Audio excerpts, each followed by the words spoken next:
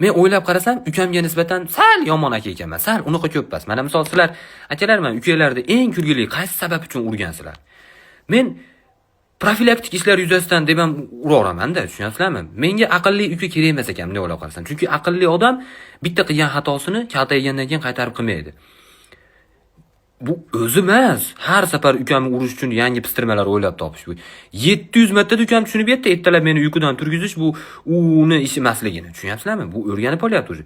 Aqlli uka kerak emas deganim sababi, menga shunaqa uka kerakki, aka, men iPhone 10 ga tog'layapman deyish kerak, lekin ushab ko'rishni nazarda tutish kerak-da. U ishlatib ko'rish qachonki men iPhone 23 olganimda. Shuning uchun ham ukalar yoshi katta bo'lgani sari kamroq kaltayishni boshlaydi, bilasizlarmi? Yoshi katta qari chol aka-ukalar bir-biri bilan urushmaydi. Chunki akalarni kaltagi ta'sirida ukalar odamga aylanish xususiyatiga ega. Zo'r gap bo'ldi. Shu gap uchun ham bitta ursam bo'laversa kerak.